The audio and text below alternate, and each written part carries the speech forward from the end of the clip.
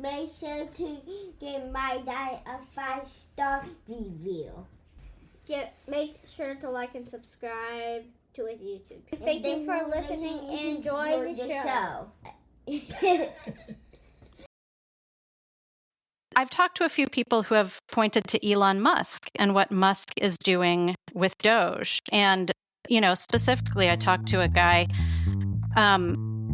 who basically said, all of this would be so ridiculous and like pie in the sky and just, don't take it seriously. It's another Silicon Valley optimist, like never going to happen project. Except that you have the richest man in the world who's trying to actually enact some of these principles right before our eyes. Hey, welcome back, Faithful Politics listeners and watchers. If you're watching us on our YouTube channel, we are so glad to have you. Make sure you like and subscribe. I am your political host, Will Wright, and joined by your faithful host once again is Pastor Josh. How's it going, Pastor Josh? I don't know why I said your name so weird. Thanks, Will. Hey, no worries. It happens. And returning back to us is Kiera Butler. She is a senior editor of Mother Jones, where she covers politics, culture, and the intersection of religion and power in America, and wrote a piece that I think is still relevant not so long ago called The Christian Theo Bros Are Building a Tech Utopia in Appalachia, where she takes a pretty deep look into kind of what these folks are doing in this sector of the country. I don't want to spoil it for you just quite yet. So I'm going to let her talk all about that. And yeah, just welcome her back to the show. Good to see you again, Kiera. Thanks so much for having me back. Yeah, glad. So let's talk about what's kind of been going on in the world of Christian nationalism within the country. So tell us about what drew you to start looking at real estate and the Appalachian. So this community in Appalachia had been on my radar for a while. I had written about the Theo Bros, which is this kind of, I think we talked about it last time, but it's this kind of loose network of Reformed Christian guys. Most of them are millennials. They're very online. They are constantly on social media. They're always on each other's podcasts. They're going to conferences. And they're also very well connected in politics and also in Silicon Valley. Kind of a key initiative in this world is this real estate and investment firm called New Founding. It is run by two of the Theo Bros. Their names are Josh Abatoy and Nate Fisher. And one of their flagship projects with this investment firm is this real estate project. Basically they're buying up land in Tennessee and I think to a lesser extent Kentucky, with sort of the intention of making a Christian community. And Andrew Isker, who is another Theo Bro, he's this guy from Minnesota. He used to be a pastor there until he moved his family to this community in Tennessee.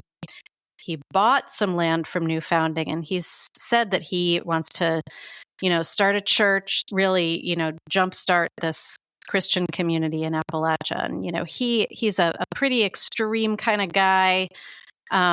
He has co-written a book with Andrew Torba, that's the CEO of the right-wing social media platform Gab.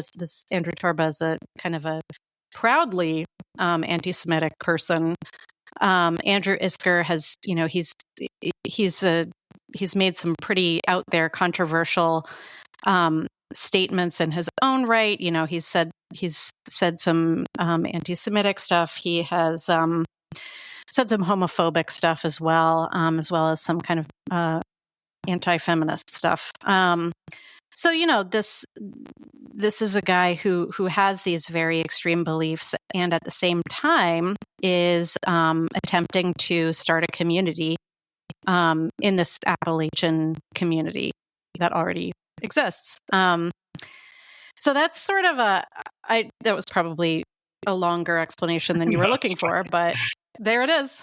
No, I mean it's pretty wild to read the story and not fully appreciate kind of what it actually means, or what this community could or would look like 20 years from now. Because like in my mind, I'm thinking it's like this, HOA sort of like suburbs, cul-de-sacs, and people waving high and having grass and stuff like that. But then but what would a version of that with a Christian nationalist overtone look like? Would that be like every house has an appeal to heaven flag? And like it, like those little Jesus fish stickers and all the cars, or something like that. Like I'm curious, like, well, what have you heard, or how can you describe this community? Yeah, I think that they're not interested in the kind of cul-de-sac look. They're sort of explicitly, I should say, not interested in that. They want, what they say they want is to kind of restore this community in Appalachia to what it used to be, maybe like 100 years ago. They want this community to, I guess, revolve around agriculture, though it's not actually clear who's going to do the farming. They're almost, I think they've said they imagine like, an English countryside kind of a vibe. I think part of this project, and if you look on their website, you can see in their promotional materials this kind of idea that you will have a lot of privacy when you buy these parcels of land, that, this is the perfect place to kind of hunker down and be apart from a world that is, going in a direction that they don't approve of. So I think, rather than kind of cookie cutter suburban Jesus fish, I would imagine, something a little more unusual. Yeah. That's wild. So I would love to dig a little bit more into Isker. And, he moved his family, went to this place in Tennessee, right, in the Appalachia. And the question is like, so we might make a lot of assumptions as to why he did that. They're established in this community. But what were the reasons that he gave for leaving where they were? And what are the reasons that they give to other people? I mean, I hear you say privacy, but what's more than that? What's the kind of deeper underlying thing that they're trying to motivate people with? Yeah, so Isker has posted about this and podcasted about this a lot. He, according to him, to hear him tell it, he was really disappointed with the direction that Minnesota was going in, particularly under Tim Walz. And he tells a story of, I guess, he has a bunch of kids. I can't remember whether it's 5 or 6, but one of his kids is autistic and had been receiving services through the public school system, even though I think the rest of his kids are homeschooled. And the way that he put it was that he was afraid that when this kid of his was going to this public school program, that somebody would make this kid transgender, and that then when he complained about the school transing his kid, then Child Protective Services would come and take the kid away. And so he sort of imagined this very kind of dark fantasy playing out. And after that, he decided, it's time to move my family. He said his family has been in Minnesota for generations, and that it wasn't an easy decision to make, but things had just gotten so bad there that he decided to make this move. That is just absolutely wild. And I have to ask, like, what about like this plot of land, was so special, or the area that they chose? Was it like, is there some sort of like broader picture? Because like basically what it sounds like is that they are looking to create their own civilization that will one day secede from the United States. So, like, what's so special about the location that they want to base this community in? I mean, I don't know that there's anything special about it. Obviously, Tennessee is not politically like Minnesota. This is a red state, and it's a rural area. It's also, I mean, I've never been there myself, but I've looked at pictures and I've talked to people who have visited, and it is an incredibly beautiful area of the country. It's just, stunning natural beauty. So you can sort of see the appeal for sure. I guess I should mention that Phil Williams, who is an investigative reporter in Nashville, looked into this effort to create this community. And he talked to some people who live in the area. And these local folks were not happy about this effort to make a new community there. They expressed sentiments along the lines of, well, we already have a community here. They hadn't really been informed, and they were not happy about it. In your article, you talked a little bit about kind of the currency that they hope to use or will use. Can you sort of elaborate on that? I mean, I'll try. Okay. I don't have very many details, and I do not pretend to be a crypto expert, but there had been some of their promotional materials had kind of suggested that they were interested in having a crypto-based economy in this place. And I managed to talk to Josh Abatoy. I talked to him briefly, and then he answered a bunch of my questions via email. And he didn't really elaborate on the crypto plan, but he said that many of the folks who have already bought land in the community were, I can't remember exactly how he phrased it, but I think he suggested that they were interested in crypto. So one of the things that's interesting about this is it seems like, right, for what we've been saying and what Will just implied, like they're creating this essentially separate community, this community that's kind of an enclave outside of the normal structures and they want this community to be, I guess some of the wording is a thick community, like a tightly knitted, culturally homogenous group. It's sharing commitments of faith. It's sharing commitments of family structure, conservative values, even things like autonomy and digital, like self-governance, which you had mentioned, like this crypto integration. Like what we've been talking about the end goal a little bit, but what makes this different than, say, other enclaves, other times where people have gotten, the homesteader idea? They go and they grab these large plots of land and several families meet on it, or like in Utah where they'd have several families and all these different houses. And there, of course, many times it was one man and he had several different wives. That obviously isn't the only kind that were out there. So what makes this different? And worthy of attention, do you think? Yeah, I think, and this was really what prompted me to write the piece right now, was the involvement, or I won't say involvement, but I would say connections between this particular group of Theo Bros at New Founding and the folks who are behind this movement that has been getting some attention recently, called the Network State Movement. This is an idea that was broadly popularized by a guy named Balaji Srinivasan. He is a Silicon Valley investor and a close friend of Peter Thiel.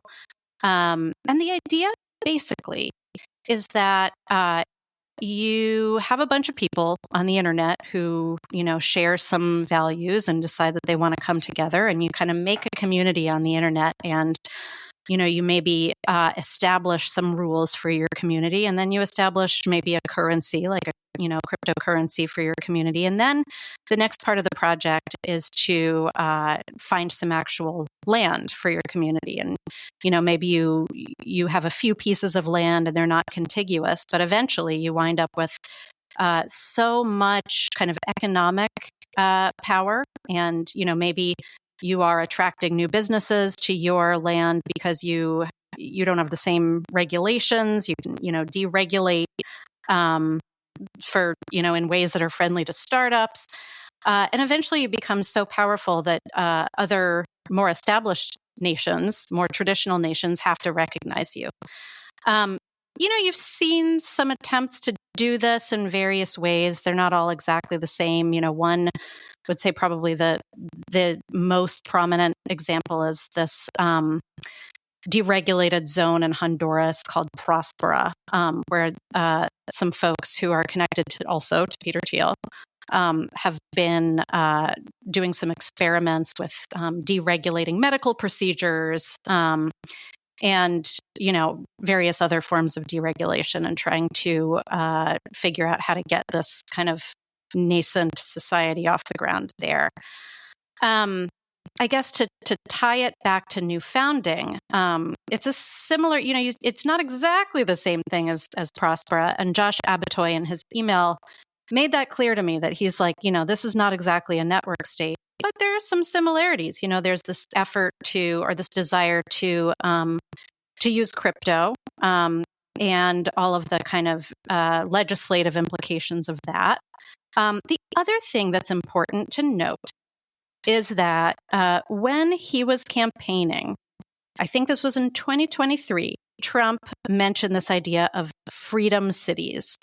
And this idea basically is that the federal government would take federally owned land and convert that land into freedom cities, which would be deregulated zones. And they might, each of them might be, based around a certain industry, like a, defense freedom city, or a, pharmaceutical freedom city, or whatever.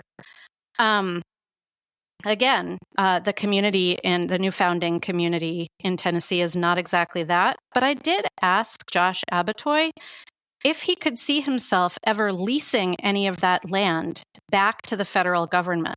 And he said, no concrete plans, but you never know. It's not out of the question. The other important thing to note, and then I'll shut up, is that Josh Abatoy is part of a pretty new group that came together. It's called the Frontier Foundation. And this is a group that exists to lobby for freedom cities to happen. Like he, along with a few other folks who are in this world, they've written an open letter, and they're meeting with officials in the Trump administration about, hey, how can we get this freedom cities thing up and rolling? That's pretty wild. I didn't know about the freedom cities, but I am curious, and kind of it's my own failing. I've connected Christian nationalism to sort of this compound a couple times, and I don't want to necessarily like put words in your mouth or in the article's mouth or anything like that, but I would love for you to talk about, are there connections, and if there are connections to Christian nationalist adjacent type of movements, like what are they? Because I know that Theo Bros, for instance, could probably fit in that vein. Yeah, and in fact, Andrew Isker's book that he wrote with Andrew Torba was about Christian nationalism. It was kind of making an argument in favor of Christian nationalism. Andrew Isker is the author of another book called The Boniface Option that makes the argument for basically having a Christian society that kind of secedes from broader society. So, I guess, when you talk about people who are unapologetically Christian nationalist, Andrew Isker definitely fits that mold. And I believe that his he does a podcast, and his podcast co-host, CJ Engel, who is also part of this Tennessee community, I think he is the same. As for Josh Abatoy and Nate Fisher, they also, another one of their projects is American Reformer, which is kind of this online publication that's like the unofficial Theo Bros magazine. And the William Wolf, right? Is it the William Wolf one? Is that American Reformer?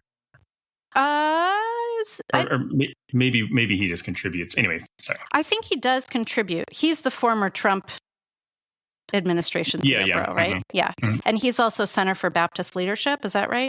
Mm-hmm. You could be right. I'm not. I know that it's Josh Abatoy and Nate Fisher. I don't know if William Wolf is also part of that too. Just throwing out words. I know it's okay. No.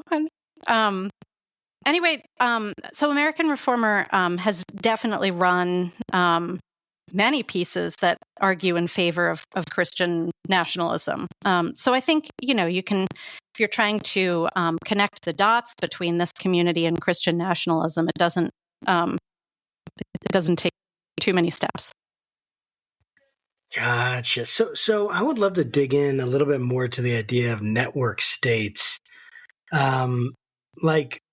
It's a new concept to me. Help me understand the concept of a network state, like moving from, and even then making this connection from digital to physical communities. What's going on with that? And how much is that happening right now? Like what's going on?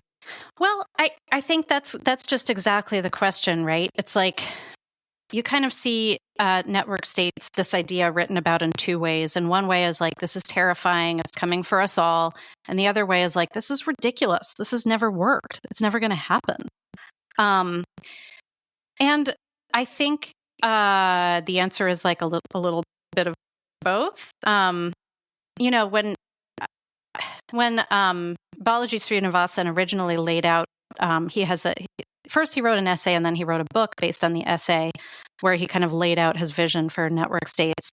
And he talked about two different kinds of network states, right? There's what he called exit, which is this idea of exiting from real nations and, forming your own new nations with like-minded people, kind of powered by cryptocurrency.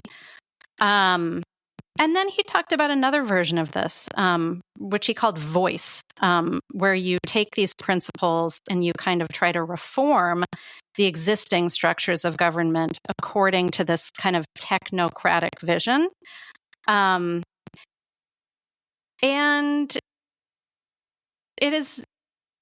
I've talked to a few people who have pointed to Elon Musk and what Musk is doing with Doge. And specifically, I talked to a guy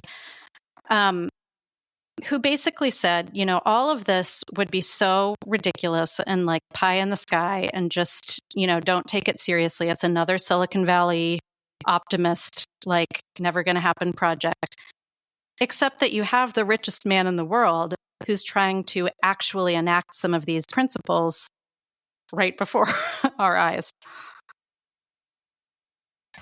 So the Highland Rim project, am I saying that right? The Highland Rim project, is this a community that's already up and running with people, or is it like what phase is this project in? I guess is probably the better question. Yeah, I think it's an early phase. I think they've sold a few dozen parcels of land. I don't know how many people are actually living there yet. I think Andrew Isker, last I checked, he was running a church out of a rented space, but the church was invite only. And so this is not a come as you are church. I guess not. Yeah. And I think they're also trying to start like an events venue / country club, hunting club kind of thing there. But I don't think they've actually started it yet. So Yeah, so far it seems like they've bought the land. A few people have bought the land from them. We've got Andrew Isker, who's like trying to make it happen. I don't think it's like a fully functional, crypto fueled community yet.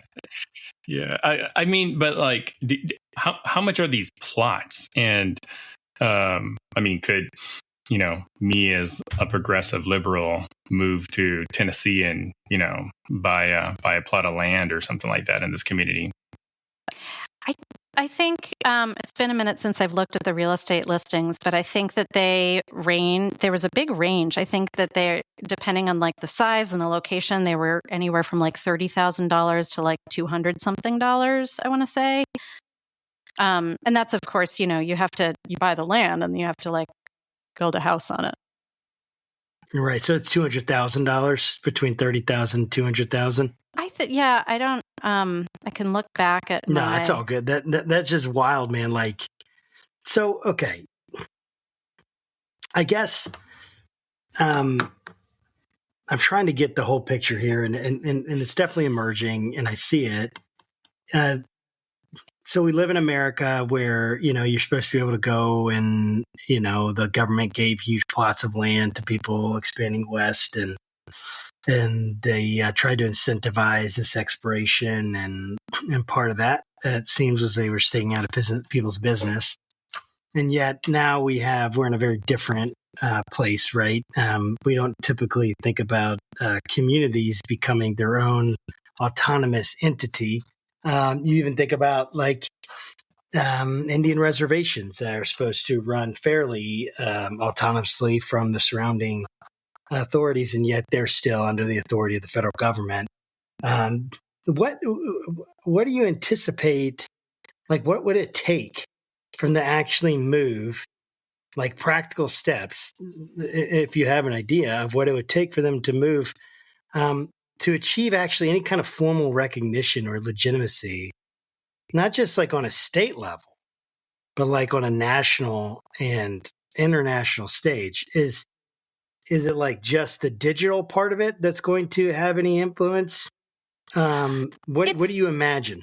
Yeah, I mean, it's really hard to say because I don't think that this particular experiment has been tried before.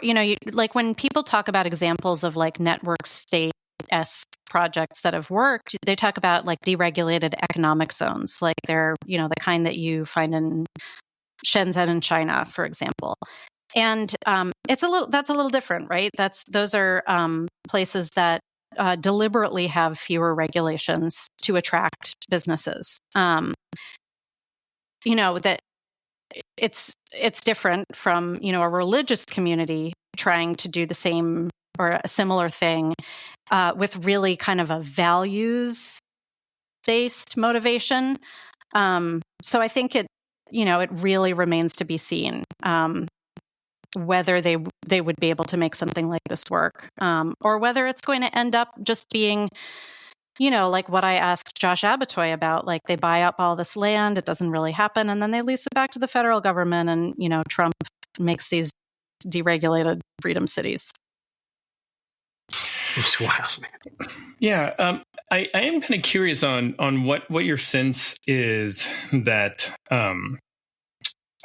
like either Vice President Vance or Trump knows, what Andrew Isker is up to here. And the only reason I'm asking is because like I came to this realization today.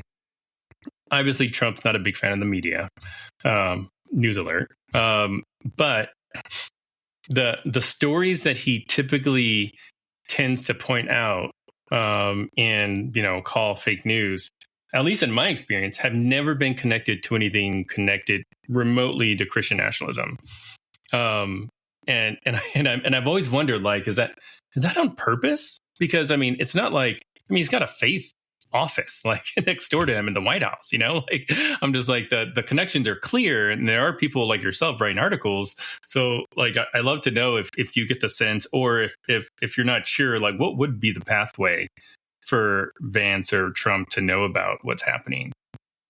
Well, Trump is kind of he's a wild card. Like I saw him I saw him speak at like a campaign event at a mega church in Georgia, like a few days before the election. And there was it was like a fireside chat kind of style interview with him. And he just, this was a room full of pastors, like, deep South, like charismatic, like preachers. And Trump was just kind of like looking around, like, and I didn't, I almost hesitate to say this because I didn't actually manage to record this. So I don't really have any proof that he said it, but he did. He was like, wow, you guys sure are religious. Like, Trump himself is not like, I don't think that's like his number one issue or anything. Vance, on the other hand, obviously he is very religious, Catholic convert, recent Catholic convert. And he's also, in this piece and a few other ones, I noted that he's connected to this Theo Bros movement, mostly just because he is a right-wing religious guy who's extremely online and kind of Silicon Valley adjacent as well. These are the same circles that some of these Theo Bros run in. There's a great reporter, researcher whose name is Jenny Cohn. She was with Bucks County Beacon for a while, and she did some really good reporting that revealed that Vance is connected to American Reformer because there's a guy, an investor named Chris Buskirk, like very powerful right-wing donor who started this network called the Rockbridge Network that was like a Republican donor network with J.D. Vance, and Chris Buskirk is on the board of American Reformer. Jenny Cohn also surfaced a picture of Vance with a bunch of Theo Bros.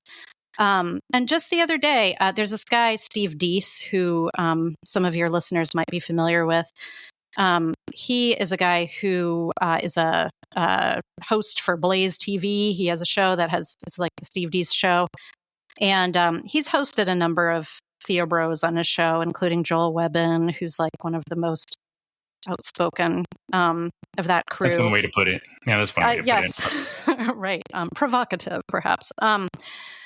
And so Steve Deese is very tight. He's also had Doug Wilson, who's kind of like the Theo Bro patriarch, Moscow, Idaho guy, on his show. So last week, Steve Deese posted on X a picture of him with J.D. Vance. He had, I guess, been in Washington and just had to stop by and have a photo op with J.D. Vance. So, I think to the extent that people at the highest levels of government would be aware of this project, it would have to be through Vance.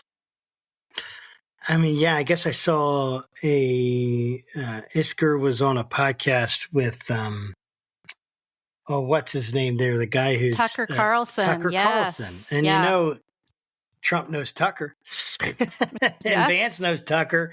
So they're just they're less than 6 degrees of separation. Well, they're like 1 degree of separation or maybe 0 degrees, which makes me, so here's the interesting thing that I would love to get your take on. When I think Silicon Valley, I do think free market. I might think libertarian. I'm not thinking Theo Bros, and I'm not thinking Reformed theology, and I'm not thinking some of the, essentially anti-feminist, anti-woke, anti-liberal ideas that are coming out of, guys like Isker and those surrounding him. And yet there's this affinity, this almost shared vision of like these networks and cities outside of the necessarily the control or regulation of government. And is there this massive conspiracy that we don't know about like the like Silicon Valley trying to take over the world? I don't know, for lack of a better term. It's like, it's just wild to me. Like these things are coming out and it's like, if people are just like, they're just like, I don't know, they're just blowing smoke or whatever, or are there really any real concerns on a government or in the higher levels about this kind of stuff? Because it's not new, right? So what I'm just curious is how have these come together? These disparate groups. Yeah, it's a really good question. And I think there has been a kind of surge in Christianity in Silicon Valley. Part of that might have to do with Peter Thiel, who himself is a Christian and, is kind of obsessed with this, particular Catholic thinker, Rene Girard, who's the guy behind this mimetic theory and mimetic desire, that whole idea. So I think, when you see somebody who is as rich and powerful as Peter Thiel, who's telling you, hey, there's something to this Christian thing, that can be very, very influential and very seductive. So you have that. At the same time, I would agree that it's not like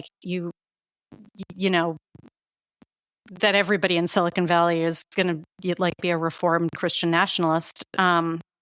But, I've also written about El Segundo, which has long been kind of a defense tech hub. And there are a bunch of new companies there, and there's this kind of new scene there. Lots of young men who are very conservative and are, have these startups, like they're doing, nuclear startups. There's this guy, Augustus Dorico. He has like a weather modification geoengineering startup. And some of these guys are reformed. Like some of these guys are like Doug Wilson, like Moscow, Idaho acolytes. They go to a reformed church. They post about their reformed Christianity. They do share some of these values. So while I agree that it's not like the dominant scene in Silicon Valley, it's definitely there. Yeah, and it's interesting. I know, Will, I was passing on to you, but so that's a particular kind of reformed, right? Because I was heavily influenced by Reformed theology when I got out of college. And it was through Reformed theology that I came across books by a guy named Gary North, who is a Dominionist. And I remember reading in some of his stuff where he was like, yeah, we should have public executions again and all sorts, reinstate Old Testament Torah law. And I'm like, what the heck? So I remember reading this and be like, this is wild. And just thinking it's real fringe. And yet, of course, there's a diversity in the Reformed community around this. And I just wonder what it is about the Reformed, this particular community. But then again, it's in the charismatic community too, and their love for power and their connection with Trump. It's just fascinating to me. I grew up thinking all of this was so, I don't know if innocent is the right word, but good, and I get such concerns when I'm looking at all this stuff now about people creating trying to create new nations and within our nation. And it's just what are we doing? It's all people in my tribe, Christians and charismatics and reform people. I'm like, you guys are making me look bad. What's and going conservatives. On conservatives. Yeah, People. I guess thank you for noting that, though. I don't mean to paint with such a broad brush that all reformed people have these beliefs or anything. I do think it's a lot of the churches that have come out of the Moscow, Idaho movement, these crack churches. No doubt. But and also, separately, of course, the New Apostolic Reformation has flavors of Christian nationalism as well. But I never want to make the claim that all charismatic Christians or all Reformed Christians hold these beliefs. All charismatic Christians are kind of nuts, though. I'll tell you that. Coming from being one. Okay. Anyway. Yeah, not gonna argue there, and yeah, no worries, Kiera, about making broad generalizations. Josh has been called to the carpet a couple times when some of our more right-leaning religious leaders found out that he didn't vote for Trump in the last two. He doesn't get partial credit, 1 out of 3, but You got to be no partial credit at all, dude. no partial credit. I mean, it's really a travesty. But Kiera, I'd love for you to paint a picture for us about these values that you say, they're trying to, aggregate, develop, create a community around. Because I think, and I'm guilty of this myself, even on the podcast. It's like I make this assumption that when we are talking about folks like Doug Wilson, or we're talking about Theo Bros, or we're talking about, a certain brand of Christianity, somebody listening to this might think like, okay, cool. Like, I'd love to be in a community with other Christians. That's kind of what our churches teaches, like, hey, like how cool would it be if I didn't have to drive to my small group? I just walk next door, or something. So like, help kind of paint the picture of how these values, may affect people that, normally probably wouldn't be affected. Well, I think probably the easiest way for me to do that is to tell you a little bit more about Andrew Isker, the guy who moved from Minnesota to help start this community. So he, I'm just looking back at my piece so that I don't get this wrong. He has, a few dozen followers on X, and he kind of, it seems like he delights in making these very kind of outlandish, out there statements. I don't mean to stop. Did you say dozens or thousands? So he has 43,000 followers total, so Okay. like a few dozen. So he has one of his posts said, "I don't hate Jews. Their religion is literally blasphemous and anti-Christian. You cannot be a Christian without recognizing this." He has referred on X to Indian people as cow worshippers. He has called the United States a gynocracy, where the only way out is men telling women no. He has argued in favor of repealing the Civil Rights Act. And he has said that the Civil Rights Act biases our laws against Christians, men, and white people. He has spoken at conferences alongside extremists. He talked at a Texas conference alongside Paul Gottfried, who is kind of a mentor figure for Richard Spencer, who's a prominent white nationalist. So, and of course, like Andrew Isker is not like, you have to be careful about making generalizations. Like, his beliefs are not exactly the same as all of the other Theo Bros. But, this is a guy who's running the church for this community that holds these kinds of beliefs. Yeah. So, there's a tension that comes to me when I'm thinking about this, because on the one hand, it's like, and I was thinking about it when Will was talking, because when he asked the question, like, hey, we're like, we talk to people like Christians, right? I'm a pastor. We talk to people about being in Christian community all the time, right? How important it is, how important it is. It's not just Sunday morning Christian, or like this goes out into your life and it's affecting your life, and you're connecting with people, throughout the week, and connecting with the church. And this is what the early church did. And yet, when I read something about this community that's being developed, I feel very strange. I feel like that's not a good idea to create this enclave that people are coming and being a part of.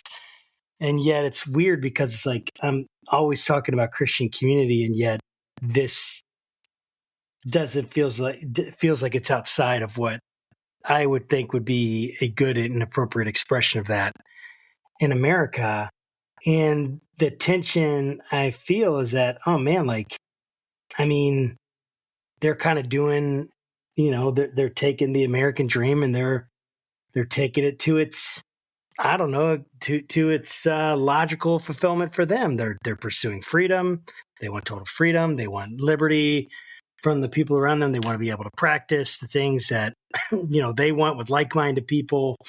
And again, it's like, well, that sounds kind of nice, on one hand, and I can't quite put my finger on what is concerning about it. I could keep talking, but I would love to hear from you. What are you most concerned about?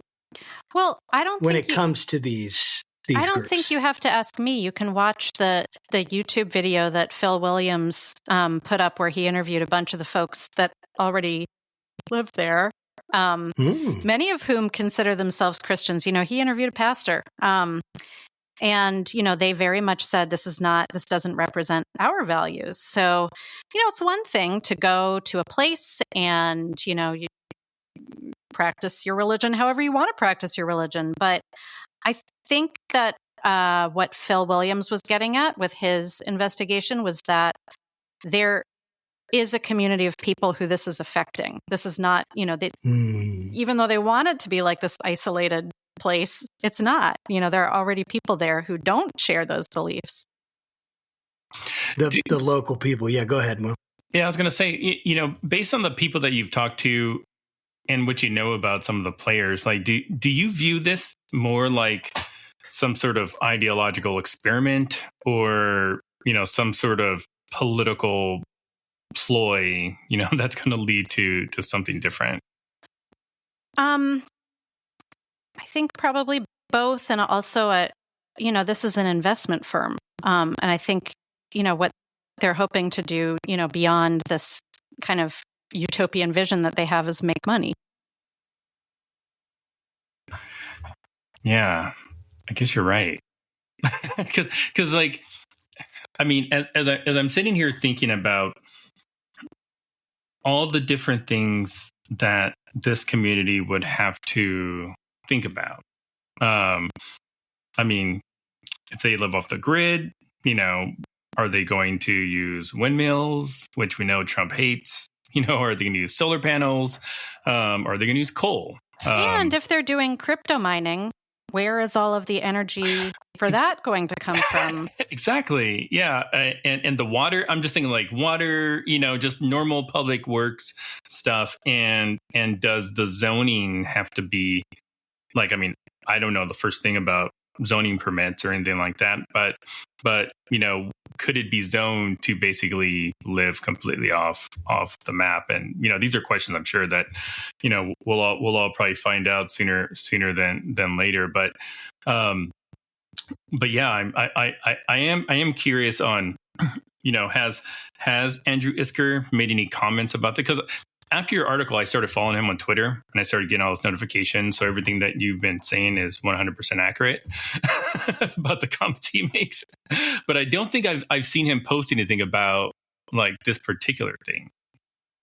No, I haven't seen that either. I haven't seen any kind of, Why not? Down to brass tacks, like nitty gritty details about, where. Okay, so you're wanting to form this separate society that doesn't have anything to do with, the government or whatever. But, how are you getting electricity? How are, these questions that you asked, the infrastructure, where is that coming from? Yeah, I haven't seen any details about that.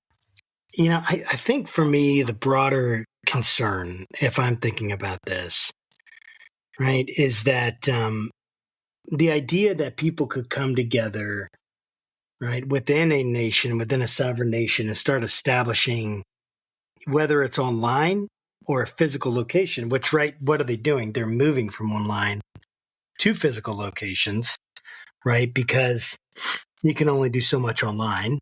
Even in, like, the community online is great, but there's something about being together in physical proximity that people still want, that's still important.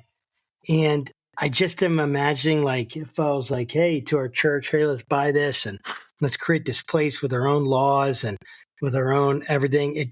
It just feels like, yeah, what's dangerous about that? Well, it seems like that's something that's rife for abuse. Right. So we've made these laws in our society. And I get that it can feel like sometimes it's so hard to change anything.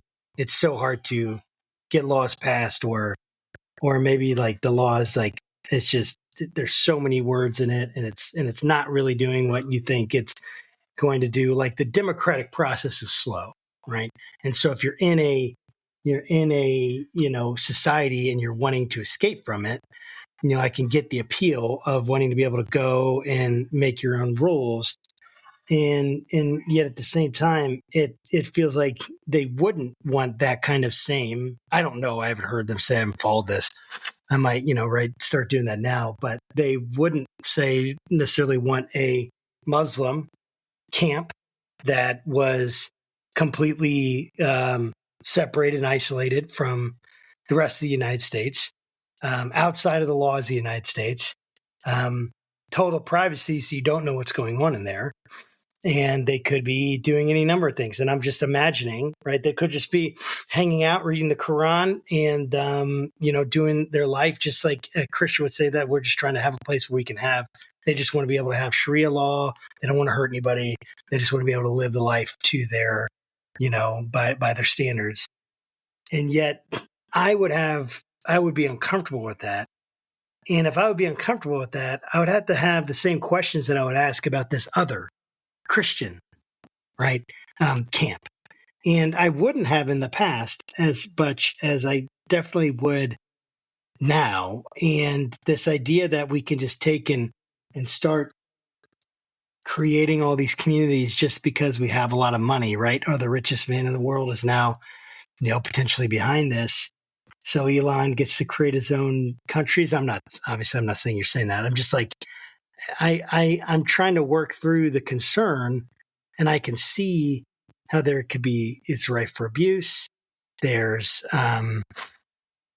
issues where things things could be happening that are illegal, or things that we wouldn't, as a society want, and it's being done. And, and there's nothing that we can do about it, so to speak. What are you most concerned with when you're looking at these things? Well, I mean, you're right. I think, the concern that you raised initially of, these places being ripe for abuse. If you look at the history of people trying to create utopias, it's not like there have been a whole lot of successes. There's, you can look at cults, you can look at, communes, like that.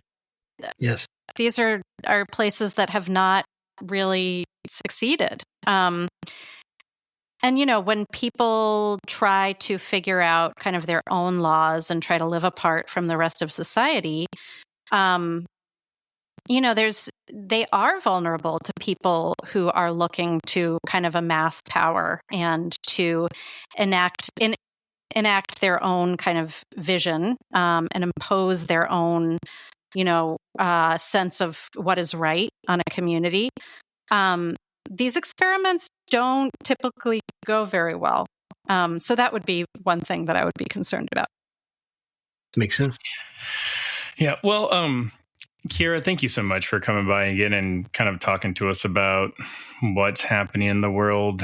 Really, really thankful. And another thing, I want to just personally thank you for just the work that you do as a journalist. I mean, anybody who listens to our show knows that I'm a big fan of journalism. And I just, my heart goes out to you because of kind of the abuse that you all, have to endure. And I'm sure it's a thankless job, probably like being a teacher, like you're doing this thing, it's necessary and it's important. You don't get paid enough, but somebody's got to do it, and why not me? So thank you for being that person. Well, I would say right back at you, because I think these conversations about politics and faith are so important to be having. So, you guys are doing really important work as well. Oh, awesome. Thank you. Hearts. This is something my kids taught me how to do. Thank you so much. Yes. Yeah, thank you so much. And to our audience, thank you so much for stopping by again. Make sure you like, subscribe, and do all that fun stuff. And until next time, make sure you keep our conversations not right or left, but up. And we'll see you next time. Take care.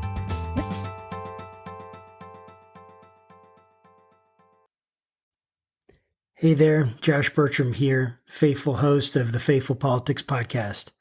I want to let you know about a compelling new spinoff, the Faith Roundtable, where I'll be interviewing top faith leaders, theologians, and scholars to unpack the pressing issues that are shaping the church in America today. We'll dive into topics like faith in public life, social justice, and how we can engage our communities more effectively. Make sure you don't miss any of our enlightening conversations by subscribing to it on our YouTube channel. Join me at the Faith Roundtable, where deep discussion meets thoughtful insight.